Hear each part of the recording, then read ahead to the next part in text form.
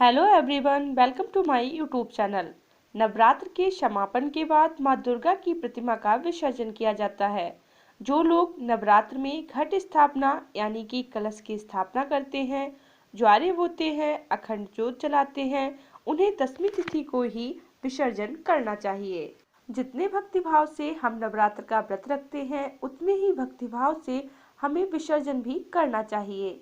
तो आपको विसर्जन करते समय कुछ चीज़ों का ध्यान रखना चाहिए, जैसे कि आपको कलश के नारियल का क्या करना है, कलश में जो सामग्री होती है उसका आपको क्या करना है, किन किन चीज़ों का दुर्गा विसर्जन के बाद विसर्जन करना है और किन किन चीज़ों को आप घर में रख सकते हैं। जो आपने जौ बोए हैं उनका विसर्जन किस तरह से करना है, माता की प्रतिमा जो आपने स्थापित की है, क्या आपको उसका विसर्जन करना है या आप उस प्रतिमा को घर में रख सकते हैं। व्रत आपको कब खोलना है, जब आप विसर्जन की विधि संपन्न करेंगे। कन्या पूजन हवन किस तरह से करना है, व्रत किस तरह से खोलना है और विसर्जन का शुभ मुहूर्त क्या है, ये सारा कुछ हम इस वीडियो में जानने वाले हैं। तो आप वीडियो को बिना स्किप किए पूरा देखिएगा। जो नारियल हम कलश पर स्थापित करते हैं, इसे पूर्ण फल या श्रीफल माना जाता है।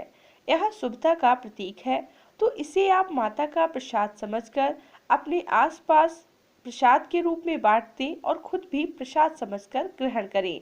और अगर आप चाहें तो नारियल को दूसरी तरह से भी विसर्जित कर सकते हैं। इसके लिए आप नारियल को घर के सदस्यों के सिर के ऊपर से उतारकर उसे भी विसर्जन सामग्री के साथ प्रवाहित कर दें। तो इन दोनों तरीकों से आप नारियल का विसर्जन कर सकते हैं।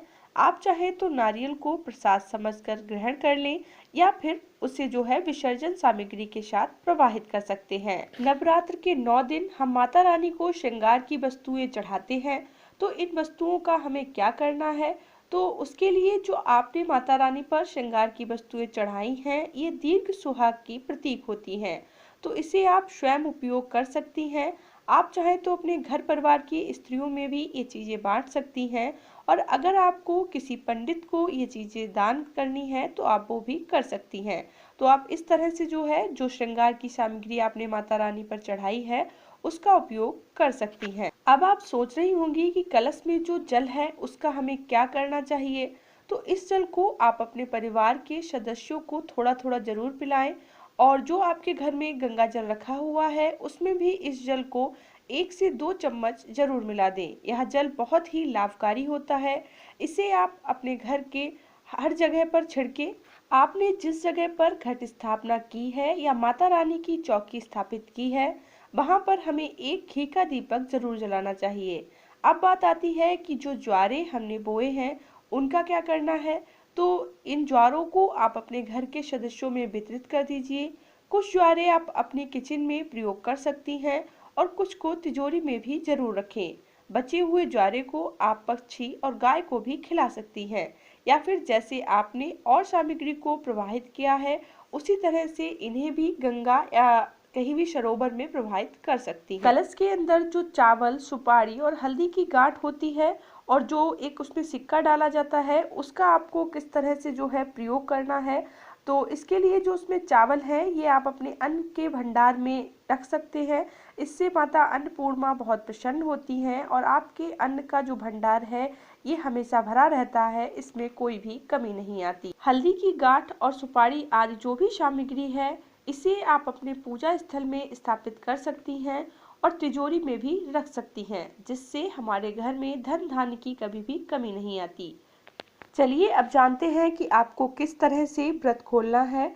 तो कुछ लोग तो अष्टमी को ही कन्या पूजन करने के बाद प्रसाद से ही पारण कर लेते हैं, जो उन्होंने हलवा, पूरी और चने बनाए होते हैं।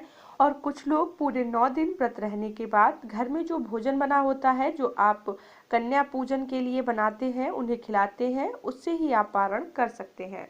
विसर्जन सुबह या दोपहर के समय श्रेष्ठ होता है और यदि श्रवण नक्षत्र और दसवीं तिथि आपराहन काल मिल जाए तो इस समय विसर्जन करना बहुत फलदायी रहता है।